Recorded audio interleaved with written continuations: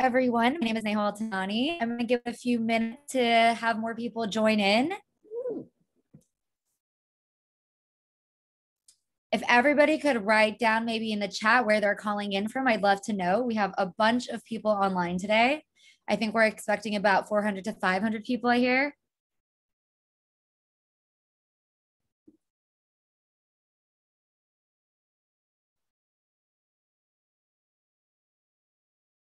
Oh, we have people from India, Oregon, North Carolina, London. Wow, so many international people. Atlanta, Georgia, Virginia, Tucson, Arizona. Fun fact, I actually went to University of Arizona, so I'm very familiar with Tucson. I know that's the game here. I'm waiting for someone to say Pittsburgh, where I went to college as well. I think there has been some people who have said Pittsburgh, actually. Oh yeah, I see it. Let's go Pitt. Justin, where are you from?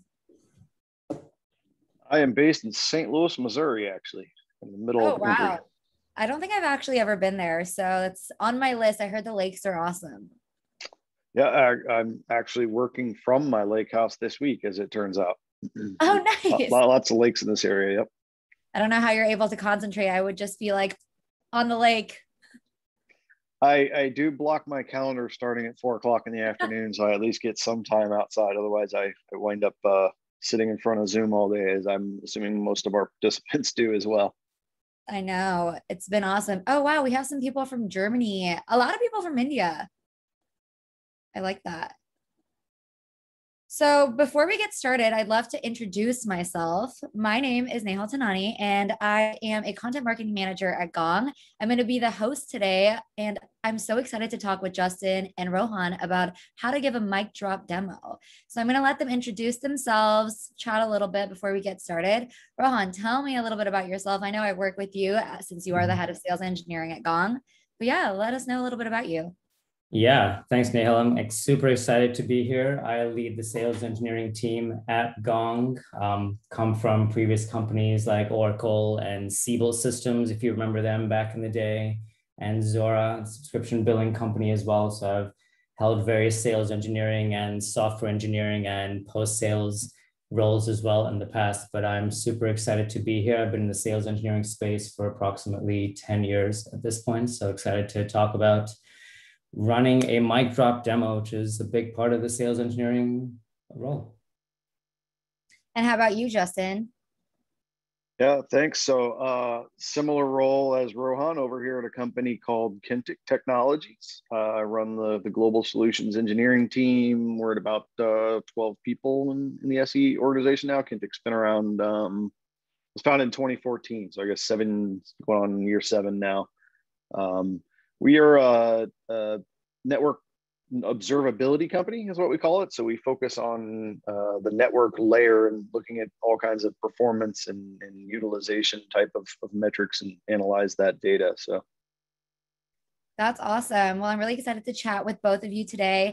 I did read a comment that's a congratulations for funding. So I want to say thank you for that. We're really thrilled to announce that on the Gong side. But let's jump right in. I want to say thank you, everyone, for attending today's webinar, making PreSales Collective possible. We're going to have a great session today with Rohan and Justin. Before we get started, I do want to ask a quick poll that'll show up on your screens right now. Which option best describes your current role? I'll give it a couple minutes for everyone to fill it out and also join in. I think people are trickling in a little late. It can be hard when it's a Thursday morning.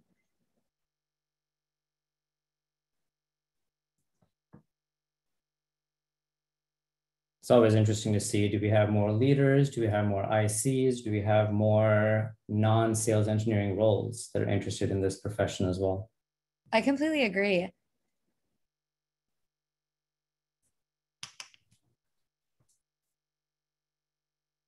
And if you're just joining in, feel free to drop in the chat box where you're coming from. I'm going to be calling on people, answering some questions.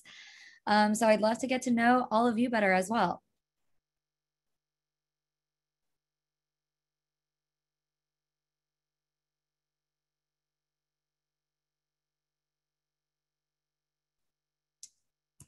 I'll give it another 30 seconds.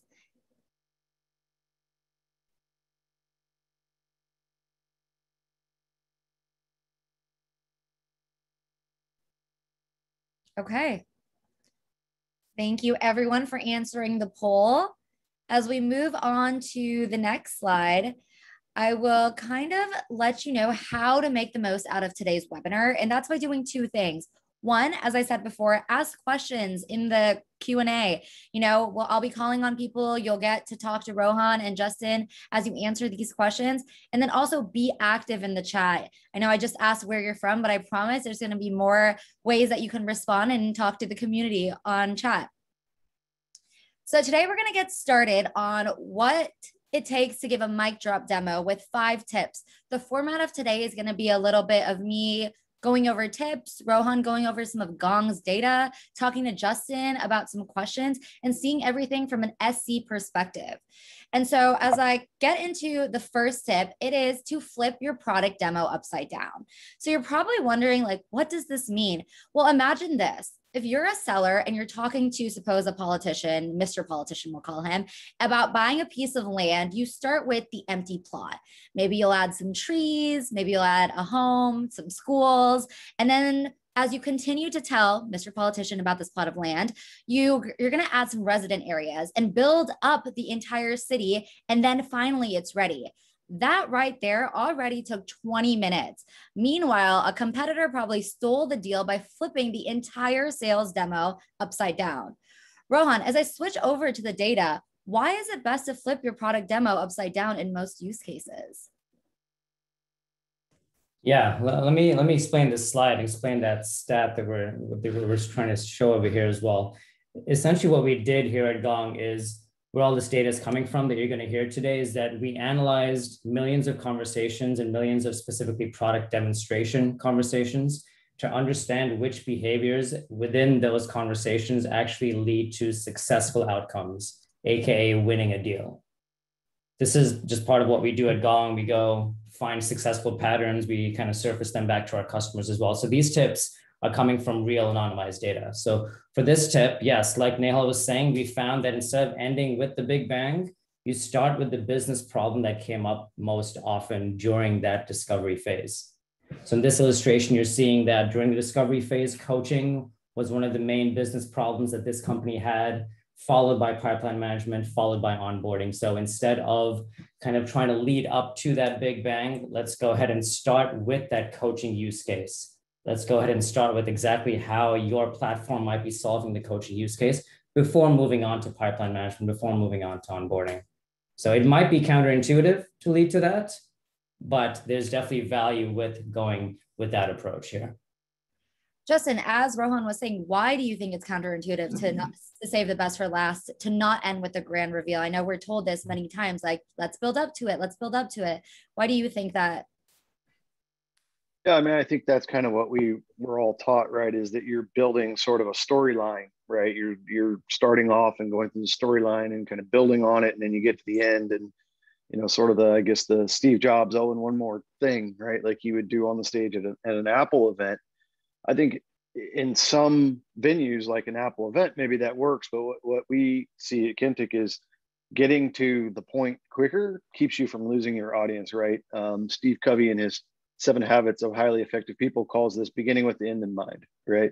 So getting that aha moment very early, very quickly in your demo and saying, okay, this is the value that this product is providing to our customers. This is how it solves problems, business problems for our customers. This is the value they're getting out of it. The quicker you can kind of get to that point without a lot of setup, I think from there you can get into showing and proving that and talking more about your product and what it does. But if you spend a lot of time talking about who your company is and what you do and a lot of kind of setup stuff, you wind up losing the audience's attention. They have a short attention span before you really get the key message you want them to take away. At least that's what we see. Rohan, do you think this is a fairly new concept, or and that people are shifting towards this, or have you seen this in your practice at all? I've definitely seen this over the last number of years, and a bigger shift to this kind of demonstration. At my previous company, we made billing software for other companies where you could show the buildup. You could show, here's how you create the SKUs you want to sell. Here's how you sell them. Here's how you bill for them. Here's how you collect money, etc. And then we can end with kind of a reporting on everything that you just showed that ties it all together and really could be the linchpin of that demonstration. And that's what really solves many of our customers' problems. But the most effective demonstration, especially if you have a really short time, can be starting with that end in mind. Show those great reports that you can generate out of this tool. And then let the people in the audience determine and dictate how deep you might want to go in showing how that sausage is made. So I definitely have seen a little bit of a shift in how those demonstrations have happened. The other reason for doing this is that often you might not have the full amount of time that you think you have.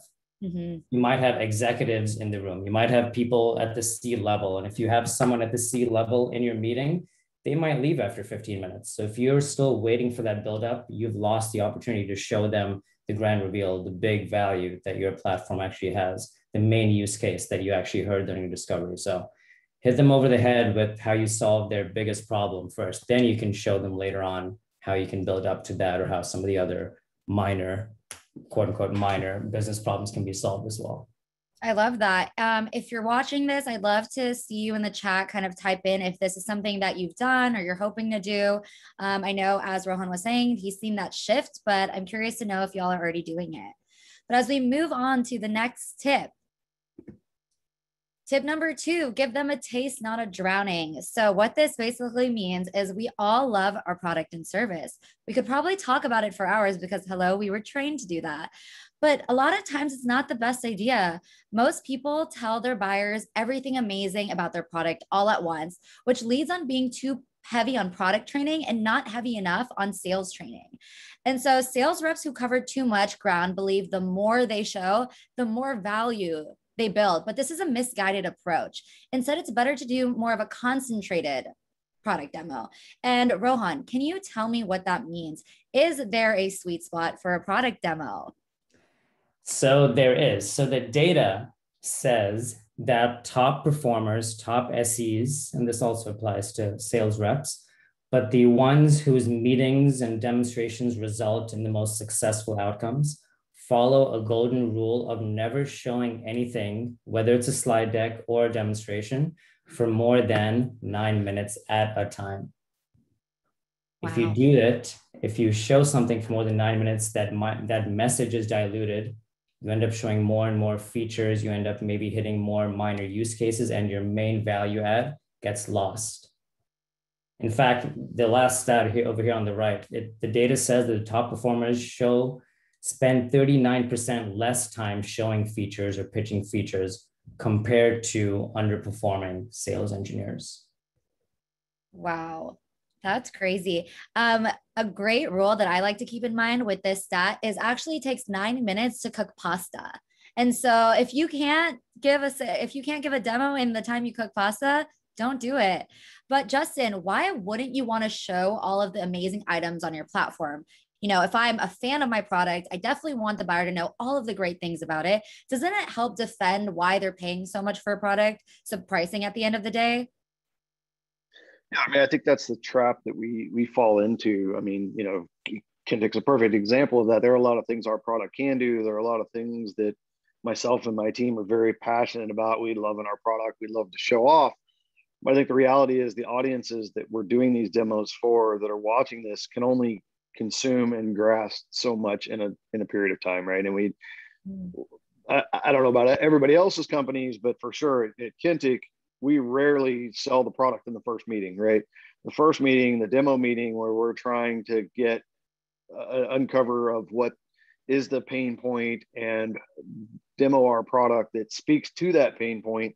The goal of that is just to get the message to resonate, to be able to move forward to the next meeting, spend more time with the prospect, get them to do a trial or a proof of concept of the product. So we're not trying to, I guess I'll call it, boil the ocean in that first meeting and solve all problems, show all aspects, every feature, knob, and button in the product in that very first meeting, because it's not feasible in a product as complicated as I would imagine most of us are demoing. Mm-hmm. Rohan, how do you decide kind of what features to show? I know we say don't feature dump, which is sharing kind of all of it, but when going into the meeting, what do you kind of think about as like the top features? What are things to keep in mind? Yeah, I think it goes back to the previous tip where you're talking about the main use cases. What are we actually trying to solve here? What can we solve better than maybe our competitors? What are the biggest use cases that this customer or this prospect has? I think many people in the audience are probably familiar with the tell, show, tell methodology.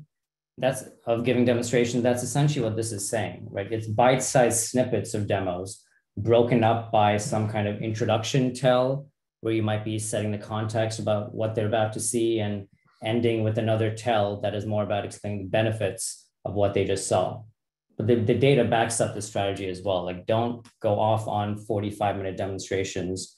You're going to lose your audience. Don't show a harbor tour, which we all know. Don't feature dump. If you show a ton, they may even come back and ask for discounts, saying, hey, I'm not going to actually use all of this functionality. I actually only need half of what you showed. So can I have a 50% discount? And while that might not fall in our realm from a pricing perspective, it's still something that obviously matters to us. I do have one caveat with this one that I have thought about as far as showing less of the platform. There may be an instance or a scenario where showing part of the system that they might not actually need may be a good thing. It may be for various reasons, like it's a competitive differentiator, or it may be something that, hey, we know that you're eventually going to have this problem as well. I think there's a balancing act to be had here as far as teasing them with something that they might not think about, they might not know they need as well. But if you've done the correct discovery ahead of time, then you know that this is a problem that they might have. There's a problem that we might be able to solve, and might be a competitive differentiator of ours as well, to kind of tease what the next phase, what the next step could be in using your platform. Nihal, the only other thing I'll add here that I think we didn't cover is, I think part of the risk in showing everything or showing too much is making your product look complex too, right? You know, it's the more you show, the more you click around in the product in a demo, the more complex it starts to look to a customer, and they start to get that feeling that Rohan was just talking about, where like, wow, this does a lot of things that I don't know that I need, and it seems really complex, and maybe I won't be able to figure this out, or maybe onboarding this and training my team on it's going to be really complicated. So it starts to at some point have negative consequences of showing too much. We did get a question, Rohan. Does the 9-minute rule apply to all audiences, or does it only apply to specific ones? Good question. So the data shows that in general, when you're showing a demonstration, you're showing a slide deck, it applies to all of those demonstration kind of meetings. That being said, it is, you know, just think about it in general. Like when you show something for more than 9 minutes or more than a handful of minutes, you're going to lose that audience, right? So you might want to show things, but break it up in some way. Make sure that you're getting engagement, make sure that the point is hitting home, so that you're not just rambling on for too long. But I think it applies to all audiences. It just depends on what you're showing, whether it's a deck or a demonstration. Yeah, I agree with that. I had another question someone asked about the previous one about flipping your demo upside down. You mentioned use cases, starting with your use case up front. Can you give another example of what it means to flip your demo upside down? I think people are just wanting more of a concept to go with, or an example. Sure, I can give an example of that. So, you know, one thing I encourage my team to do is to show visualization, show the outcome of configuration before showing configuration. And I think it seems a little bit backwards on the surface, because, you know, chronologically, you'd have to configure the product to get that visualization, to get that value out of it. But what you really want to explain to the audience is, what am I going to get out of going through this configuration, right? So you're beginning with that end of, once I've gone through the onboarding and I've gone through the configuration, I've trained my team on how to use this product, what are the things I can get out of it? What are these aha moments of, oh, that's what this visual or this thing in the product is solving for me. It's helping me solve this problem. And then you can come back to, how did I get to this point? What do I configure if you need to, if there's questions about that. Awesome. Thank you. I think that we spent 9 minutes on this slide, so it's time to move on before I lose everyone's attention. Next up, we have tip number 3, maintaining control over the sales product demo. I know this sounds like something you already know, but to talk a little bit about it, preparation is so important to the sales process before a sales demo. Why? Because timing is everything. You want to answer certain questions at specific points in the conversation. And sometimes hearing an objection can throw some people's game off because they panic. You ask yourself, how do I answer this? So actually, one of the best ways to control the convo is responding to objections with questions. And I'm going to flip to the next slide to talk more about the data. But Rohan, please explain to us Gong's data around, sorry about that, asking questions and what this means when during a sales demo. Yeah, I don't think this will be super surprising, this stat, but we're essentially showing that the data shows that the top SEs, whenever they get a question from a prospect, that they, by a good 25%, they ask a clarifying question back to the prospect rather than just try to answer the question itself. And there is a very delicate, there's a balancing act here as well, where you don't want to come off as too combative or too confrontational by asking, why are you asking that? There's an art to how you're asking those clarifying questions as well. But there is a desire, and there is value in asking clarifying questions back rather than just trying to answer all of the questions. And again, the data shows that by almost 25%, the top performers are asking clarifying questions back compared to underperforming or average SEs. Justin, how can SEs best ask questions to the prospect, to what Rohan just said, without coming off as confrontational and defensive? What are some things that you've seen while you've been working? How have you asked questions? I mean, I think it really comes down to building a rapport with the audience, that you're asking these clarifying questions to make sure that when you do answer the original question, it speaks to what they were actually trying to get out of, right? So if the question that the audience member asks, could be interpreted in multiple ways, asking a clarifying question before you come back and answer it is showing to the customer that you value their time, that you're not going to just answer the question wrong and then move on, that you really want to understand where that question is coming from, what their needs are, what their business pain point is that you're trying to, that's driving that question, so that you're answering it correctly and accurately. And I think, if that's done in the right way and handled in the right way, it really resonates and really builds a rapport with the audience that, hey, this person's not just trying to push a product on me that maybe I don't really need, but that they're really trying to understand me and my needs and my business and where my questions are coming from, and position a product that'll help solve those problems for me. Yeah, and Justin, I don't know if, sorry, Nehal. No, keep going, Rohan. I don't know if you look for this, but one of the key things that I look for when I'm looking at a sales engineer, when someone's interviewing for a position, is curiosity. That's arguably the best trait in an SE. How curious are they when they are giving demonstrations? How curious are they when they are doing discovery calls, when they're having solutioning sessions as well? That's, I feel like, one of the more underrated traits in an SE, rather than, hey, does this person know how to give a really good demonstration? Because you want to, in all of those sessions, try to avoid the stump the chump kind of meeting. Hey, I'm just going to shoot questions at you and you're just going to be sitting there answering them the whole time. The AE is going to be doing his or her thing and not really helping out with guiding the conversation. But if you are asking those clarifying questions, Justin, just like you were saying, there's a use case behind it. There's a concern behind it. There's a reason where that question is coming from.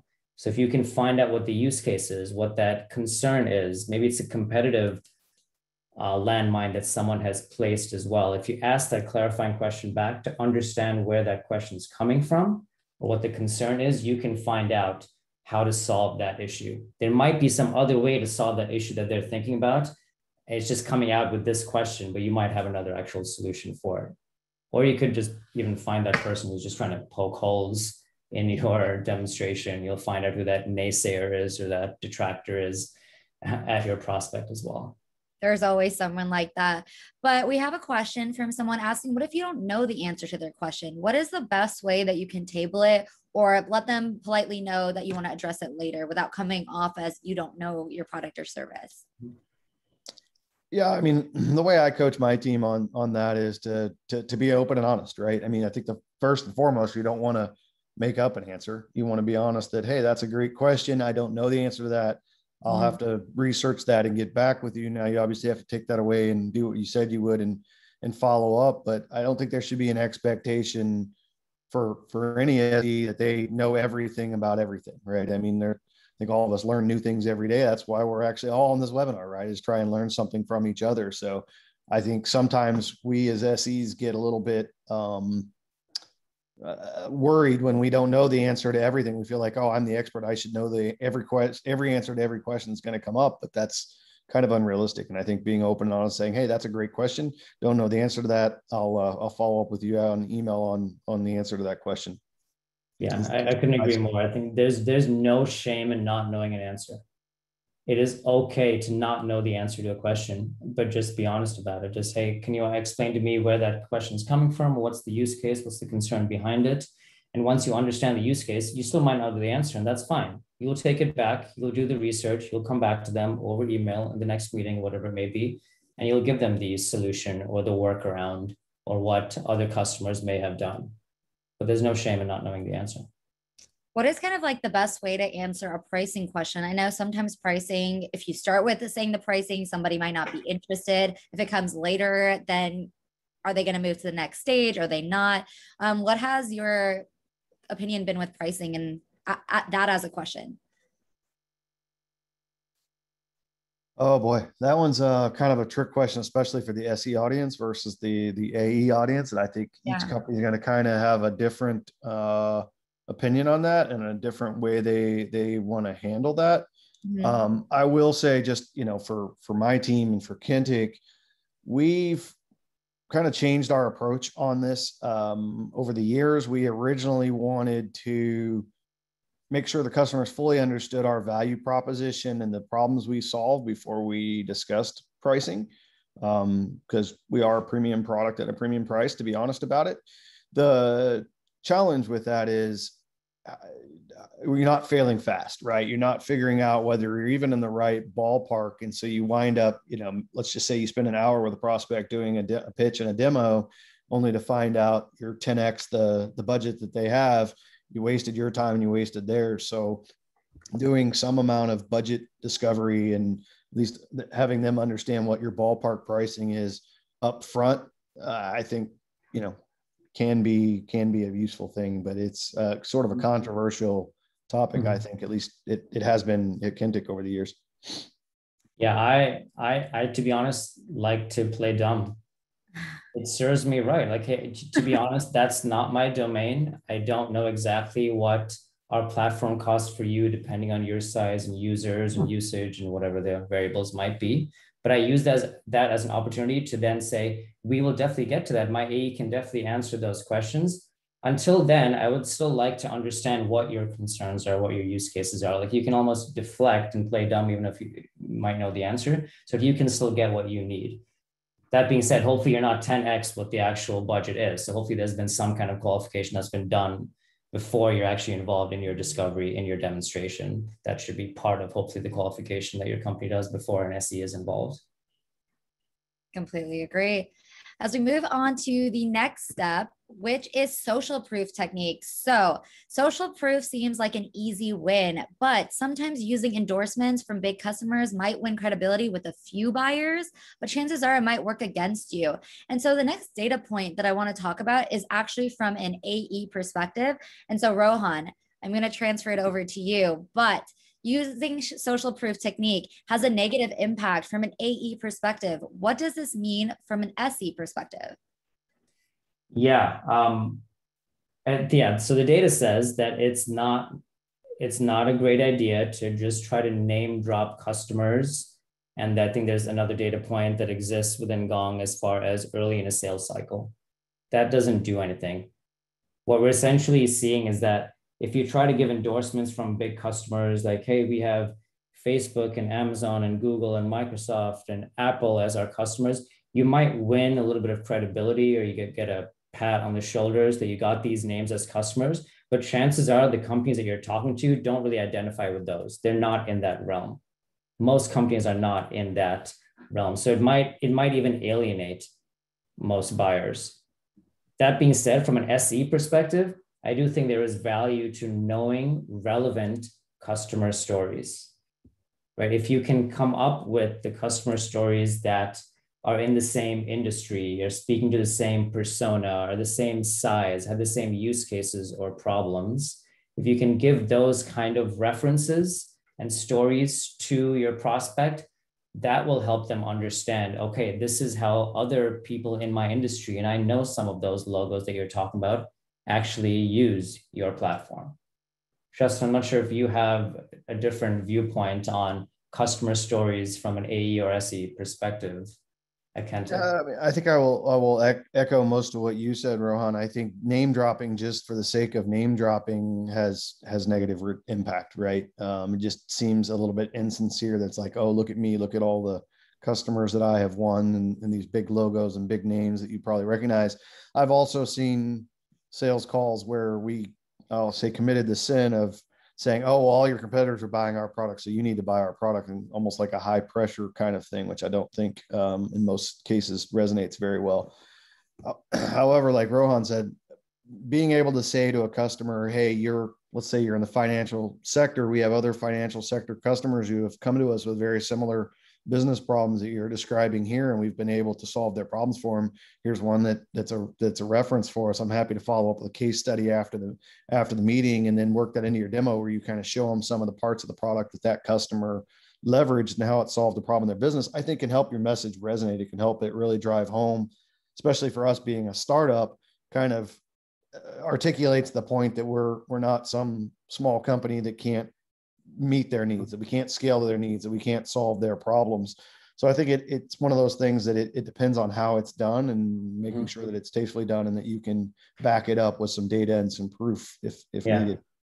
Yeah. One thing we do at Gong is we have a lot of customer stories, people in different industries and the value they've gotten out of Gong. But from an SE perspective, from a sales engineering perspective, we're constantly adding to our own SE repository of, they're almost SE specific customer stories, where it's more about functionality or use cases and how other customers have used that functionality or had workarounds for that functionality or solved various use cases that might not be the higher level customer stories that might be on the website, saying, hey, this customer increased their revenue by X amount using Gong.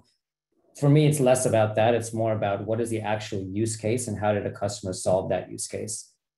So I feel like it's a very underappreciated and underused skill where SEs can actually have a repository in their head of use case stories and how customers have solved that, whether you're name dropping or not, whether you're using, the names or not, just other customers have actually come up against the same issues that you're talking about right now. This is how they've solved it.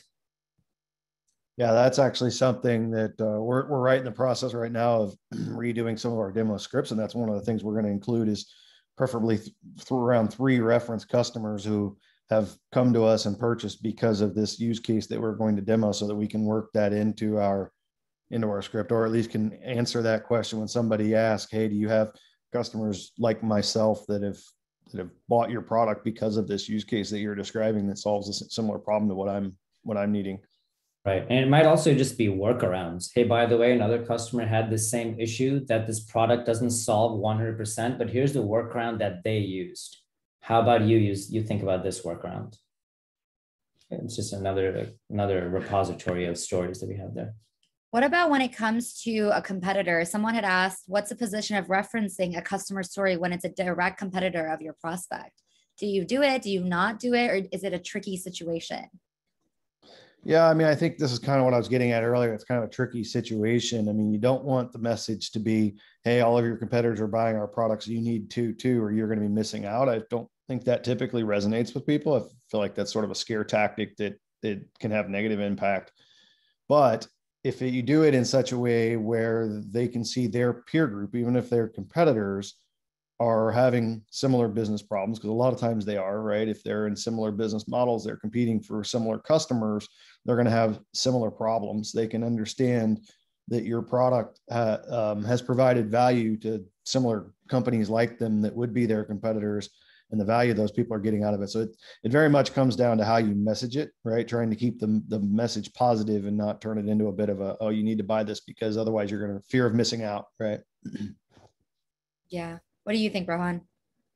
Yeah, I think it to be honest, it's dependent on the company. It's dependent on what the situation is. Do you want to name drop that their competitors, not name drop, but explain that the competitors use it? Or do you want to hold off on that because of the industry that they're in? It's a very sensitive industry where they're sensitive to competitors using similar solutions. I think it's very dependent on the industry, very dependent on the customer itself. There's something to be said about maybe not direct competitors, but just kind of showing here's a bunch of other customers in that industry. They might not be direct competitors, but in your industry, they're using us. It's a way to actually show that, yes, okay, people with similar problems and with similar needs have used you as well. Cool. Now we're heading over to the last tip of the day, and then we can do some Q&A after. We're getting a ton of questions that I'm really excited to ask y'all. But the last tip is don't prove ROI during your sales product demo. And the reason I think that there's a negative correlation with this is when you show a buyer how you calculated their ROI, they'll challenge your assumptions. They'll see your calculations as a weak argument, unworthy of presenting to a CFO. And so the data says that as well. Gong data always coming through. Oops. Sorry, y'all. More ROI means less success. Rohan, can you speak to this data? Yeah, so this one might be a little bit controversial, but here goes. The data says that the less ROI language that you use, the more success you have. Many companies pitch and use ROI decks and calculators and massive spreadsheets. Previous companies that I have been at as well, massive spreadsheets to calculate how much money the software costs over time, plus the implementation costs compared to the top line revenue growth or the cost savings or time savings, and come up with numbers that say you will increase your revenue by 50 million if you spend a measly $1 million in our software. So you'd be crazy not to buy us. There's a whole industry on this. I think there's a nuance to it. The data says that this might not always be wise. And this might also be a correlation versus causation thing. It could very well be that people are only using ROI language when they're desperate and trying to defend price. Right? We're coming down to the end of our cycle and they're asking us why we cost so much. So we bring out an ROI calculator. We try to defend our price in that way. I think there's something to be said about there might be another way to actually show a business value or show why they should be spending this value, this much money, besides a calculator or an ROI spreadsheet itself. But I have a couple of thoughts on this, but Justin, I'd love to hear what your thoughts on this are as well, because again, there's whole industries built on ROI. Yeah, I think this is another one of those things where it depends on where you're at in your sales cycle too, right? And I think what we're focusing on here is the initial demo meeting with the customer, right? Where we haven't had a lot of engagement yet. We have just done discovery. We're just kind of scratching the surface of what the customer's pain points are and what our value proposition to the customer may potentially be. So being able to come in and do a true ROI calculation, fully understand their pain points, understand their business model, understand our value, being able to tie that to dollar and cents is probably not going to resonate. You're going to make a lot of poor assumptions if you're doing this early in the sales cycle, in which case, like Rohan said, they're going to poke a lot of holes in it, right? There are a lot of products that you can see. You can go out to their website and put in some data and it'll pop out how much money their product's going to save you, but it's making a lot of assumptions. So, the more customized you make the value conversation to the customer's pain points and do that discovery, I think the better this resonates. So leaving it for later in the sales cycle, when you've had some engagement, you've had some conversations, you understand what their needs are. I think it resonates much better.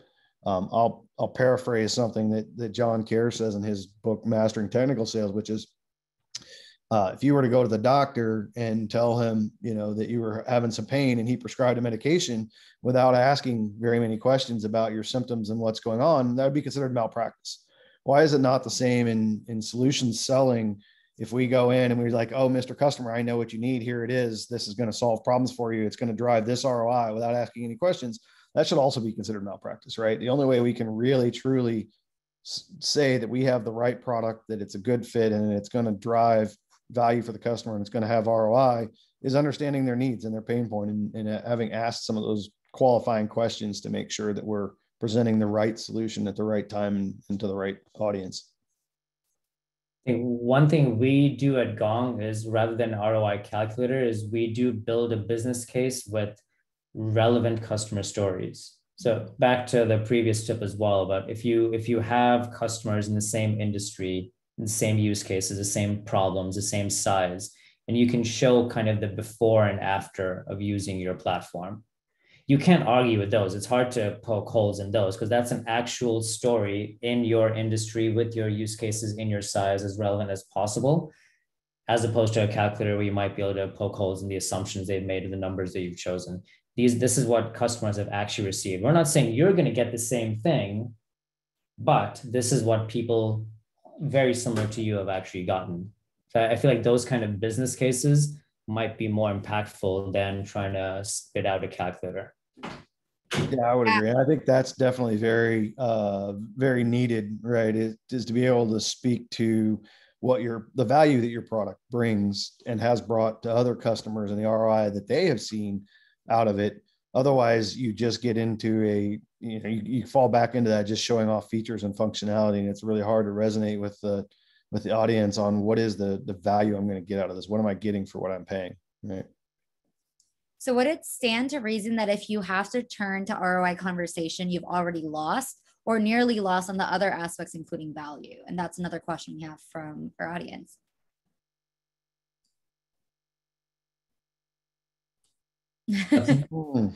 Yeah. I don't know this is why I'm saying this is a little bit of a controversial topic. I know. There are a lot of people that use this and it works for them. It's just about using it correctly as well.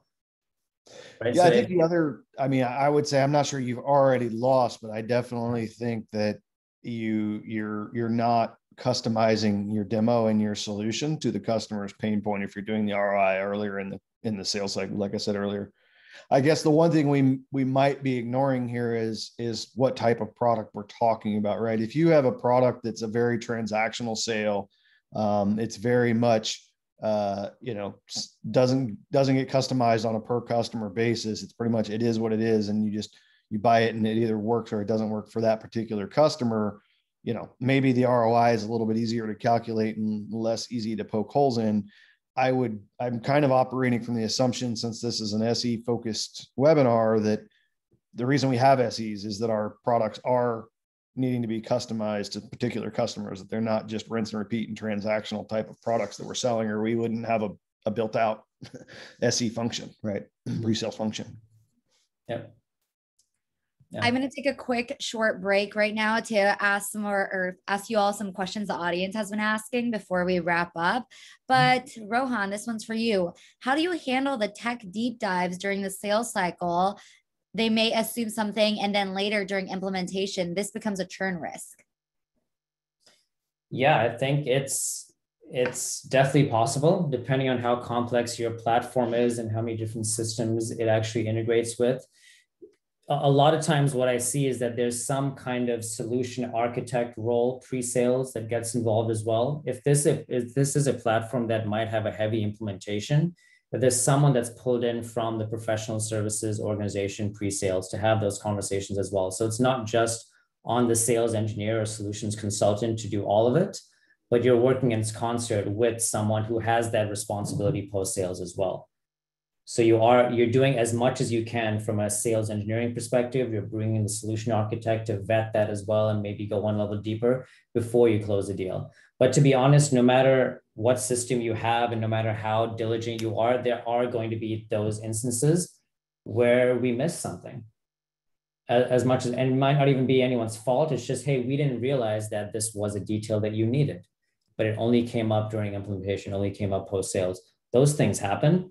I think if you are a good sales engineer and you're doing the due diligence that you can and that you've laid out and you've been transparent about it, everyone understands that some of these things happen. I think the important thing is now, how can we solution that? What are workarounds? What can we offer them as far as ways to get around whatever this gap may be?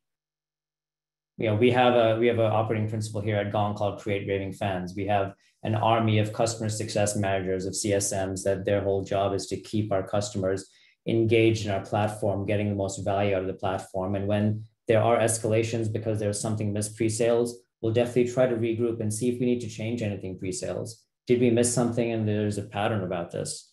But we definitely will do everything we can. I think most companies will to prevent that churn. As for the data, we had a data question about where does this data come from that Rohan's speaking on, and that does come from Gong. We analyze millions and millions of calls and are able to extract data from there and then share them with everyone to get some awesome insights about demos, objection handling, everything. Justin, did you have something to say about the previous? No, I was going to echo what you were saying, and nothing else to add there. Yeah. Justin, there was a question for you. Are there any findings and research around the topic of having multiple speakers from the vendor actually demoing? The SaaS trend of AEs being more involved in product technical content might put this in play more often.